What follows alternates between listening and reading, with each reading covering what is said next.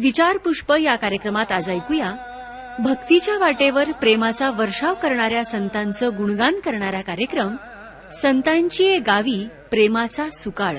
संतांची या गावी प्रेमाचा सुकाळ. लेखन आणि निरूपण स्नेहा शिंदखेडे यांचं. प्रेमाचा सुकाळ. तीर्थक्षेत्रावर जाऊन उपासना करावी अशी भक्त, साधक आणि मुमुक्षू यांची इच्छा असते. परंतु व्यवहारात जगताना कधीकधी ते शक्य होत नाही. जाणं शक्य झालं नाही तरी तिथला प्रसाद, तीर्थ जर मिळालं ना तर खूप आनंद होतो, कृपेचा अनुभव येतो. कारण तीर्थक्षेत्राच्या प्रसादामध्ये तिथली सकारात्मक ऊर्जा सामावलेली असते. दर्शन झालं नाही तरी प्रसादाचा लाभ हा मूल्यवानच असतो. प्रसाद हा बहुआयामी आहे. नैवेद्य अर्थात पक्वान्न, फळफळावळ, सुंठवडा यापासून सुक्या मेव्यापर्यंत प्रसादामध्ये विविधता असते. नैवेद्याच्या ताटामधला प्रसाद मिळणं हे भाग्याचंच असतं, कारण त्याच्यावर प्रत्यक्ष परमात्म्याची अमृतदृष्टी पडली असते ना. कलियुगामध्ये प्राण अन्नात सामावलेला आहे.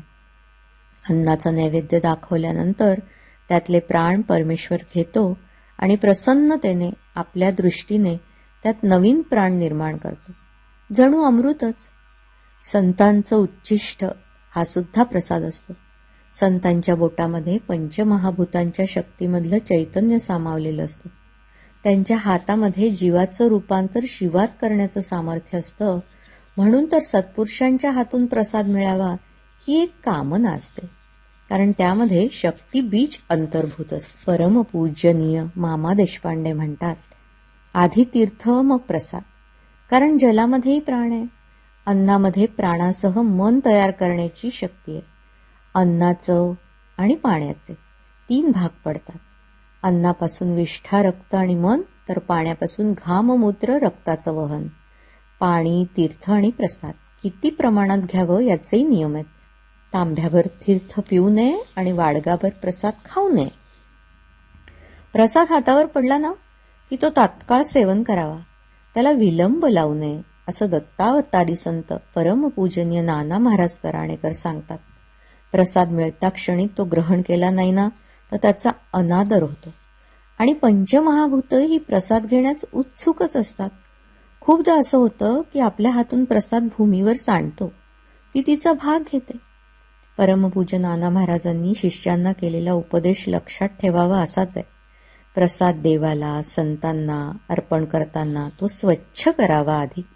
उदाहरणार्थ, मनुका बाजारातून आणल्या आणि तशाच अर्पण केल्या तर त्याच्या काड्या संतांच्या घशात अडकतात. केळी नेहमी सोलून देवापुढे, संतांपुढे ठेवावीत. प्रसाद म्हणून केळ मिळालं तर भक्त सोलून खातात आणि साल देतात फेकून. सालीमध्ये प्रसाद नसतो का? चिक्कू, खारीक, जर्दाळू अर्पण करताना त्यातल्या बिया काढून अर्पण करावं.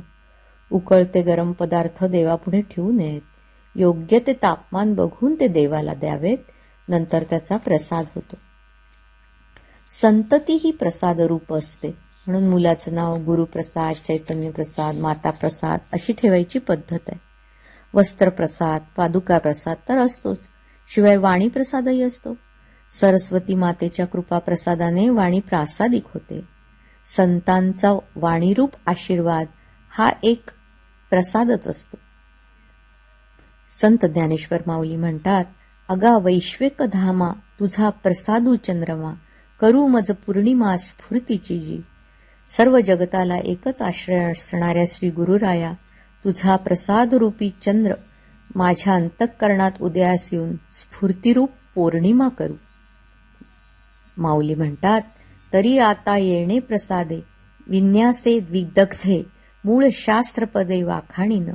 आता श्री गुरूंच्या प्रसादाने मूळ जी गीताशास्त्रातली पदं आहेत ती विस्ताराने चातुर्यपूर्वक वर्णन करीन. असं वर्णन करीन की जीवाच्या आत असलेली संशयरूप होडी ही बुडूनच जाईल. देवाच्या स्थानामधला प्रसाद हा पवित्र असतो, म्हणून प्रसाद भक्षण करताना उपास तपास दूर ठेवलेलेच बरे, असं जाणकार सांगतात. हरीचा काला गोड झाला, ज्याच्या नशिबी त्यास मिळाला. या युक्तीनुसार प्रसाद परमभाग्याने मिळतो हे मात्र निश्चित.